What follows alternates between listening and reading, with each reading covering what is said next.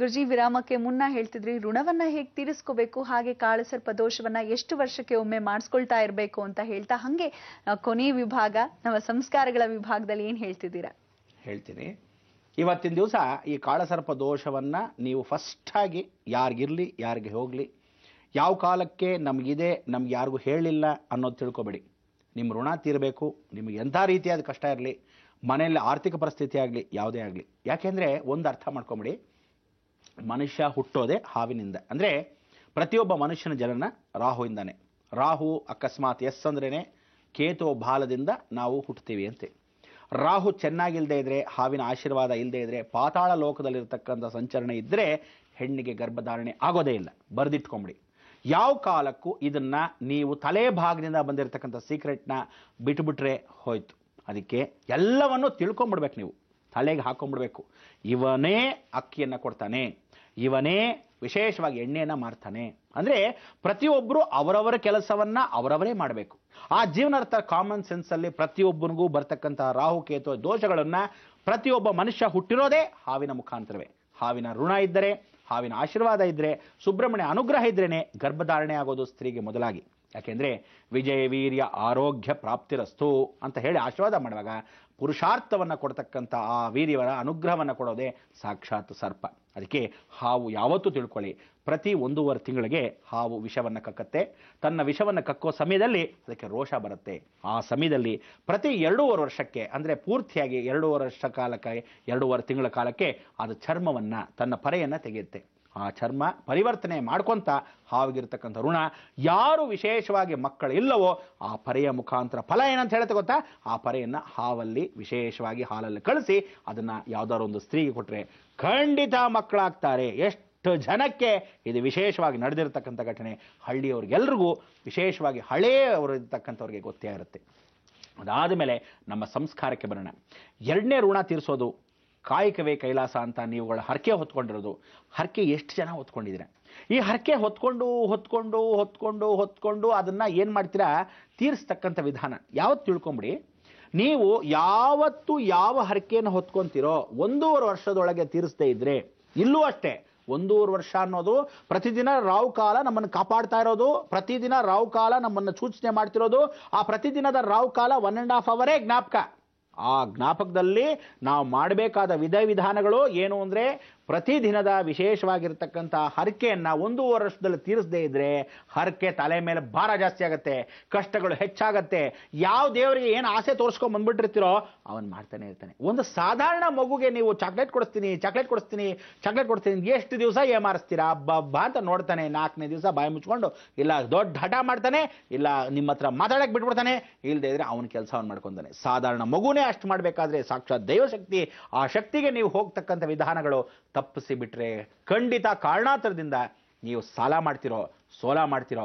ಆ ಸಾಲ ಸೋಲದಲ್ಲಿ ಕೂಡ ಅರ್ಥ ಮಾಡ್ಕೊಳ್ಳಿ, ನೀವು ಬೇರೆದಕ್ಕೆ ವ್ಯವಹಾರಕ್ಕೆ ಸಾಲ ಮಾಡಬೇಕಾಗಿಲ್ಲ. ಋಣಾನ್ ತೀರಿಸ್ಕೊಳ್ಳೋಕ್ಕೆ, ಹರಕೆಯನ್ನು ತೀರ್ಸಕ್ಕೆ ಸಾಲ ಮಾಡಲೇಬೇಕು. ಅದಕ್ಕೆ ಇವತ್ತೇ ಹೇಳ್ತಾ ಇದ್ದೀನಿ ಕೇಳಿ, ಎಲ್ಲರೂ ನಿಮ್ಮ ಮನೆಯಲ್ಲಿರ್ತಕ್ಕಂಥ ದೇವರುಗಳು, ಪೂಜೆ ಮಾಡದೇ ಇರತಕ್ಕಂಥ ಹಿತ್ತಾಳಿ ದೇವರುಗಳು, ಅಂದರೆ ಪಂಚಲೋಹದ ವಿಗ್ರಹಗಳು ಅಥವಾ ಪಂಚಲೋಹದ ಯಾವುದೇ ಅನುಗ್ರಹವಾಗಿರ್ತಕ್ಕಂಥ ಹಳೇದಾಗಿರ್ತಕ್ಕಂಥ ವಿಗ್ರಹಗಳು, ಮೂಲ ವಿಗ್ರಹಗಳು, ನನಗೆ ಅಕಸ್ಮಾತ್ ಕೈ ಹಿಡಿಯಿಂದ ದೊಡ್ಡದಾಗಿರ್ತಕ್ಕಂಥ ವಿಗ್ರಹಗಳು ಮನೆಯಲ್ಲಿ ಒಣಗ್ತಾ ಇದ್ದರೆ ಅದನ್ನು ಯಾವ ಕಾಲಕ್ಕೂ ತಿಳ್ಕೊಳ್ಳಿ, ಮುಗಿದೋಯ್ತು ನಿಮ್ಮ ಹಣೆ ಬರ, ಅಲ್ಲಿ ಒಣಗ್ತಾ ಇದೆ ನಿಮ್ಮ ಸಂಸಾರ.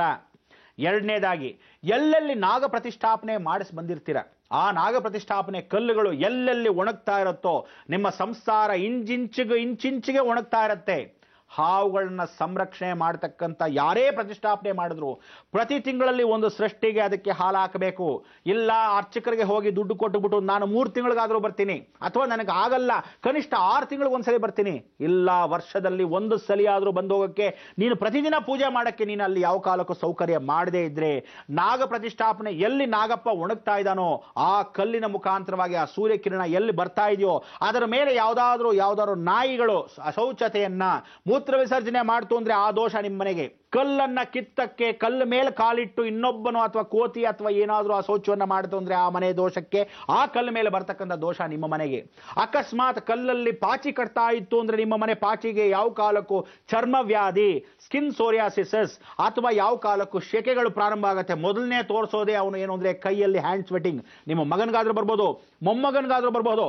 ಯಜಮಾನನಿಗೆ ಉಸಿರಾಟ ತೊಂದರೆ ನಿಧಾನಕ್ಕೆ ಮಾಡಕ್ಕೆ ಶುರು ಮಾಡುತ್ತೆ, ಹಾರ್ಟ್ ಅಲ್ಲಿ ತೊಂದರೆ ಮಾಡಕ್ಕೆ ಶುರು ಮಾಡುತ್ತೆ, ಸಡನ್ ಆಗಿ ಎದೆ ಹಿಡ್ಕೊಳತ್ತೆ.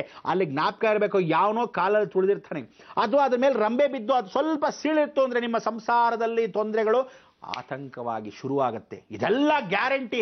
ಇದಾಗ್ತಕ್ಕಂಥದ್ದು ಎಲ್ಲಿ? ನೀವು ಮಾಡಿರೋ ತಪ್ಪು, ನೀವು ಮಾಡಿರೋ ಕಲ್ಲು, ನೀವು ಮಾಡಿರೋ ಪೂಜೆ ಪುರಸ್ಕಾರ. ಆ ಪ್ರತಿಷ್ಠಾಪನೆ ಮಾಡುವಾಗ ಏನ್ ಹೇಳ್ತೀವಿ?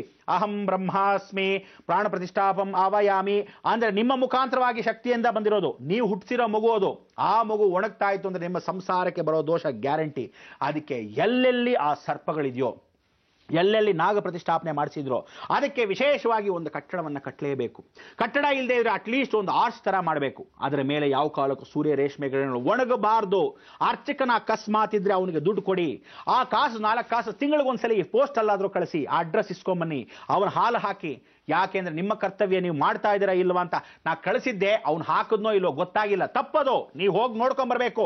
ಹಾಲನ್ನ ಪ್ರತಿದಿನ ಅವ್ನು ಹಾಕದೇ ಇದ್ರು ಸೃಷ್ಟಿಗೆ ಹಾಲು ಹಾಕಬೇಕು. ಪ್ರತಿದಿನ ಅದ್ರ ಚೊಂಬು ಮೇಲೆ ನೀರು ಬೀಳಲೇಬೇಕು. ಅದು ನೀರು ತಣ್ಣಗಾಗದಿದ್ರೆ, ಅದು ಶಮನ ಆಗದೆ ಇದ್ರೆ ಆ ಉಷ್ಣಾಂಶನ ನಿಮ್ಮ ಮನೆಯಲ್ಲಿ ಕಾಡುತ್ತೆ. ಈ ದೋಷಗಳು ಬಹಳಷ್ಟು ಹೆಚ್ಚಾಗಿದೆ. ಆದರೆ ಇದರ ವಿಚಾರ ಇನ್ನಷ್ಟು ಮಾತಾಡಬೇಕು, ಬಹಳ ದೊಡ್ಡದಾಗಿರ್ತಕ್ಕಂಥದ್ದು. ಇನ್ನು 2ನೇ ಪಾಯಿಂಟ್ಗೆ ಬಂದಿದ್ದೀನಿ, ಋಣವನ್ನು ತೀರಿಸೋದು ಹೇಗೆ. ಪಿತೃಕಾರ್ಯಗಳಿಗೆ ಇನ್ನೂ ಹೋಗಬೇಕು, ಇದಕ್ಕೆಲ್ಲ ಸಮಯ ಬೇಕು. ಆದರೆ ಇವತ್ತು ಸಂಸ್ಕಾರದಲ್ಲಿ ವಿಚಾರ ನಿಮಗೆ ತಿಳಿಸಬೇಕು. ಆ ಸಂಸ್ಕಾರ ವಿಚಾರ ಇವತ್ತು ಮೂಗೂರು ಸುಂದರಿ, ವಿಶೇಷವಾಗಿ ತ್ರಿಪುರ ಸುಂದರಿಯ ಅನುಗ್ರಹವಾಗಿರ್ತಕ್ಕಂಥ ರಥೋತ್ಸವ. ಅದಕ್ಕೆ ಮೂಗೂರು ಅಂತಕ್ಕಂಥ ಊರಲ್ಲಿ ತ್ರಿಪುರ ಸುಂದರಿ, ಇವಳು ಸಾಧಾರಣ ತ್ರಿಪುರ ಸುಂದರಿ ಅಲ್ಲ, ಬಾಲಾ ತ್ರಿಪುರ ಸುಂದರಿ. ಅದಕ್ಕೆ ಸಣ್ಣ ಹೆಣ್ಣು ಮಕ್ಕಳಿಗೆ ಇವತ್ತು ಸಾಯಂಕಾಲ ಎಲ್ಲ ಹೆಣ್ಣು ಮಕ್ಕಳು ಕೂತಿದ್ದೀನಿ, ಹೇಳ್ತೀನಿ, ನಿಮ್ಮ ಮನೆಯಲ್ಲಿರ್ತಕ್ಕಂಥ ಅಷ್ಟೋ ಜನ ಸಾಯಂಕಾಲ ಕೈಕಾಲು ಮುಖ ತೊಳ್ಕೊಳ್ಳಿ. ದೇವರ ಹತ್ರನೋ ದೇವರ ಮನೆಯಲ್ಲೋ ಹಾಲಲ್ಲೋ, ನಿಮ್ಮ ಜಾಗ ದೇವರ ಮನೇಲಿ ಆಗದಿದ್ದರೆ ಹಾಲಲ್ಲೋ ಬಂದು ಪೂರ್ವಾಭಿಮುಖ ಕೂತ್ಕೊಳ್ಳಿ. ಲಲಿತಾ ಸಹಸ್ರನಾಮವನ್ನ ಇವತ್ತೇ ಓದಬೇಕು. ಲಲಿತಾ ಸಹಸ್ರನಾಮವನ್ನು ಓದಿ ಕನಿಷ್ಠ 3 ಹೆಣ್ಣು ಮಕ್ಕಳು, 5 ವರ್ಷಕ್ಕಿಂತ ಚಿಕ್ಕ ಹೆಣ್ಣು ಮಕ್ಕಳು, ದೊಡ್ಡ ಹೆಣ್ಣು ಮಕ್ಕಳು ಯಾರೋ ಕರ್ಕೊಂಬರೋದಲ್ಲ, ಅಥವಾ ನಿಮ್ಮ ಮನೆಯಲ್ಲೇ ಇರ್ತಕ್ಕಂಥ ಹೆಣ್ಣು ಮಕ್ಕಳು ಕೊಡೋದಲ್ಲ. ಹೊರಗಡೆ ನಿಮಗೆ ಗೊತ್ತಿಲ್ಲದೆ ಇರೋರು, ನಿಮ್ಮ ಸಂಬಂಧವೇ ಅಲ್ಲದೆ ಇರತಕ್ಕಂಥವ್ರು ಹೊರಗಡೆ ಹುಡುಕೊಂಬಂದು ಆ 3 ಹೆಣ್ಣು ಮಕ್ಕಳಿಗೆ 5 ವಿಧವಾದ ಫಲವನ್ನ ಕೊಟ್ಟು ಖಂಡಿತ ಇವತ್ತು ನಮಸ್ಕಾರವನ್ನ, ಕಾಲ್ ತೊಳೆದು ನಮಸ್ಕಾರವನ್ನು ಮಾಡಬೇಕು. ಆ ಮೂಗೂರು ತ್ರಿಪುರ ಸುಂದರಿ ಪೂರ್ತಿಯಾಗಿರ್ತಕ್ಕಂಥ ಅಮ್ಮನವರಿಗೆ, ಬಾಲಾ ತ್ರಿಪುರ ಸುಂದರಿಗೆ, ಎಷ್ಟು ಸಣ್ಣ ಹೆಣ್ಣು ಮಕ್ಕಳಿಗೆ ಅಂದ್ರೆ ಅವ್ರ ಮನೆಯಲ್ಲಿ ಯಾವ ಕಾಲಕ್ಕೂ ಆ ಮನೆಗೆ ಮಗುಗೆ ಮುಗ್ಧ ಮನಸ್ಸಿರುತ್ತೆ. ಅದಕ್ಕೆ ಯಾವುದು ಕಲ್ಮಶವಿರಲ್ಲ 5 ವರ್ಷಕ್ಕಿಂತ ಚಿಕ್ಕ. ಅದಕ್ಕೆ ಎಲ್ಲರೂ ದೇವ್ರ ಸಮಾನ ಅಂತಾರೆ. ದೇವ್ರ ಸಮಾನ ಅಂದ್ರೆ ಅವ್ರ ದೇವರುಗಳು ಆಗಕ್ಕೆ ಸಾಧ್ಯವಿಲ್ಲ. ಆದರೆ ಆ ಹೆಣ್ಣು ಮಕ್ಕಳಿಗೆ ಕಾಲ್ ತೊಳೆದು ಪೂಜೆ ಮಾಡಿದಾಗ ಅವರಿಗೆ ಸ್ವಲ್ಪ ಮಟ್ಟಿಗೆ ಈಗ ಅರಿಶಿಣ ಹಚ್ಚಿದಾಗ ಬಾಲ ತ್ರಿಪುರ ಸುಂದರಿ ತುಂಬಾ ಸಂತೋಷ ಪಡ್ತಾಳಂತೆ. ಬಾಲ ಮಕ್ಕಳಿಗೆ ಅಂದ್ರೆ ತುಂಬಾ ಇಷ್ಟವಂತೆ. ಅವಳೇ ಸ್ವತಃ ಬಾಲಕಿ ಆಗಿರೋದ್ರಿಂದ ಅವಳಿಗೆ ನೀವು ಕಾಲ್ ತೊಳೆದ ಹಾಗೆ ಆ ಮಕ್ಕಳಲ್ಲಿ ಯಾರಾದರೂ ದೇವಿಯ ಸ್ವರೂಪದಲ್ಲಿ ಬಂದಿರ್ತಾಳೆ. ಕಾಲ್ ತೊಳೆದು 5 ವಿಧವಾದ ಹಣ್ಣು, ಒಂದು 10 ರೂಪಾಯಿ ಯಥಾಶಕ್ತಿ, ಒಂದು 5 ರೂಪಾಯಿನ ಒಂದೊಂದು ಮಕ್ಕಳ ಕೈಯಲ್ಲಿ ಕೈ ಕೊಟ್ಟು ನಮಸ್ಕಾರ ಮಾಡ್ಕೋಬೇಕು. ಪಾನಕ ಕೋಸಂಬರಿ ಮರಿಬೇಡಿ. ಪಾನಕ ನಿಂಬೆಹಣ್ಣು ಪಾನಕ ಮಾಡಲೇಬೇಕು. ಮಕ್ಕಳಿಗೆ ಕುಡಿಸಿ, ಕೋಸಂಬರಿ ಸ್ವಲ್ಪ ಮಟ್ಟಿಗೆ ಅವ್ರು ತಿಂತಾರೋ ಬಿಡ್ತಾರೋ ಮಕ್ಕಳು ಕೊಟ್ಟು ಅವರವ್ರ ಮನೆಗೆ ಕಳಿಸ್ಕೊಡಿ. ಇದನ್ನ ಖಂಡಿತವಾಗ್ಲೂ ಲಲಿತಾ ಸಹಸ್ರನಾಮದ ನಂತರ ಇದನ್ನ ಮಾಡಬೇಕು. ಓದಬೇಕಷ್ಟೇ. ಇವತ್ತಿನ ದಿವಸ ಲಲಿತಾ ಸಹಸ್ರನಾಮನ್ನ ಓದಿ ಈ ಶುಕ್ರವಾರನ ಪ್ರಾರ್ಥನೆ ಮಾಡಿ ಪೂರ್ವಾಭಿಮುಖಕ್ಕೆ ಕೂತ್ಕೊಂಡು ಇದನ್ನ ಮಾಡಿದ ನಂತರ ನಿಮಗೆ ಅನುಗ್ರಹವಾಗತ್ತೆ, ಸರ್ವದಾ ಸಿದ್ಧಿ ಆಗತ್ತೆ. ರಥೋತ್ಸವವನ್ನು ಆಚರಿಸ್ತಕ್ಕಂಥ ಮೂಗೂರಲ್ಲಿ ಯಾರ್ಯಾರು ದರ್ಶನಕ್ಕೆ ಹೋಗ್ತಿರೋ ಖಂಡಿತವಾಗ್ಲೂ ಹೋಗಿ ಬನ್ನಿ. ದೈವಾನುಗ್ರಹ ಭಕ್ತಪ್ರಿಯರಾಗಿರ್ತಕ್ಕಂಥ ನಿಮ್ಮೆಲ್ಲರಿಗೂ ಮುಂದಿನ ದಿನಗಳಲ್ಲಿ ಯಾವ ಋಣ, ಹೇಗೆ ಇನ್ನೂ ಮಾತಾಡಬೇಕಾದ ಸಾಕಷ್ಟು ವಿಚಾರ ಇದ್ರೂ ಸಮಯ ಸಾಲದು. ಆ ಸಮಯದಲ್ಲಿ ನಿಗದಿತವಾಗಿರ್ತಕ್ಕಂಥ ದಿನದಲ್ಲಿ ನಿಮ್ಮ ಮುಹೂರ್ತದಲ್ಲಿ ನಮ್ಮ ಶಕ್ತಿ ಅನುಸಾರವಾಗಿ ನೀವು ಹೇಳ್ತಕ್ಕಂಥ ಅಷ್ಟನ್ನು ಕಾದು ಕೂತು ಗಮನವಿಟ್ಟು ಇದನ್ನ ಮಾಡಿದ ಪಕ್ಷದಲ್ಲಿ ಖಂಡಿತ ಹಳೆ ಗೇಟ ತೆಗೆಯಕ್ಕೆ ಸಾಧ್ಯವಿಲ್ಲ. ಇಷ್ಟೂ ರಹಸ್ಯವನ್ನ ನಾನು ನಿಮಗೆ ಹೇಳೋಕ್ಕೆ ಎಷ್ಟು ಜನ ಎದುರು ನಿಂತ್ಕೊಂತಾರೆ ಅದು ನನಗೆ ಗೊತ್ತು. ಆದರೆ ಯಾಕೆಂದ್ರೆ ಎಲ್ಲವೂ ನಿಮಗೆ ಕೊಟ್ಟುಬಿಟ್ರೆ ಅವ್ರಗಳ ಕೆಲಸ ಇಲ್ವಲ್ಲ ಅನ್ನೋ ಭಾವನೆ. ಆದರೆ ಯಾವುದೇ ಕಾರಣಕ್ಕೂ ಇದನ್ನ ಯಾವುದೇ ಸ್ವಾರ್ಥಗಳಿಲ್ಲ. ಯಾರ ಕೆಲಸ ಇರ್ಲಿ ಬಿಡ್ಲಿ, ಪ್ರತಿಯೊಬ್ಬನು ಆದ್ಯ ಕರ್ತವ್ಯ ಜಗದೀಶ್ವರಿ ಕೃಪಾ ಕಟಾಕ್ಷಕ್ಕೆ ಪಾತ್ರವಾಗಬೇಕು. ಅಷ್ಟೂ ಜನ ದೈವ ನಮಸ್ಕಾರಕ್ಕೆ ಹೋಗಬೇಕು. ಇವಾಗ ನಾವು ನಮಸ್ಕರಿಸ್ತಾ ಇದ್ದೀವಿ ನಿಮಗೆಲ್ಲರಿಗೂ. ಲೋಕ ಸಮಸ್ತ ಸುಖಿನೋ ಭವಂತು, ಸನ್ಮಂಗಳಾನಿ ಭವಂತು. ಗುರುಜಿ, ಇಂದಿನ ವಿಶೇಷತೆಯ ಕುರಿತು ತಿಳಿಸ್ಕೊಟ್ರಿ. ಅಂದ್ರೆ ಇವತ್ತು ಮೂಗೂರು ತ್ರಿಪುರ ಸುಂದರಿಯ ರಥೋತ್ಸವ ಕಾರ್ಯಕ್ರಮ, ಹಾಗಾಗಿ ನಾವ್ ಏನ್ ಮಾಡ್ಬೇಕು ಮನೆಯಲ್ಲಿ ಅಂತ ಹೇಳಿದ್ರಿ. ಹಾಗೆ ಇಂದಿನಿಂದ ಒಂದು ವಿಶೇಷ ವಿಭಾಗವನ್ನ ಪ್ರಾರಂಭ ಮಾಡಿದ್ರ, ಅಂದ್ರೆ ನಮ್ಮೆಲ್ಲರ ಋಣವನ್ನ ಹೇಗೆ ತೀರಿಸ್ಕೋಬೇಕು ಅಂತ ತಿಳಿಸ್ಕೊಡ್ತಿದ್ದೀರಾ. ಎಂದಿನಂತೆ ನೀವು ನಮ್ಮ ಈ ಕಾರ್ಯಕ್ರಮಕ್ಕೆ ಆಗಮಿಸಿ ಇಷ್ಟೆಲ್ಲ ಮಾಹಿತಿಯನ್ನ ನೀಡಿದ್ದಕ್ಕಾಗಿ ಧನ್ಯವಾದಗಳು ಗುರುಜಿ. ವೀಕ್ಷಕರೇ, ಮತ್ತೆ ನಿಮ್ಮ ಭೇಟಿ ನಿಮ್ಮೆಲ್ಲರಿಗೂ ತಿಳಿದೇ ಇದೆ. ಸೋಮವಾರ ಸರಿಯಾಗಿ 9 ಗಂಟೆಗೆ ನಮ್ಮ ಜೀ ಕನ್ನಡ ವಾಹಿನಿಯಲ್ಲಿ ಬೃಹತ್ ಬ್ರಹ್ಮಾಂಡ ಕಾರ್ಯಕ್ರಮದಲ್ಲಿ ಅಂತ ಹೇಳ್ತಾ ಹೋಗ್ಬರೋದಾ. ನಮಸ್ಕಾರ.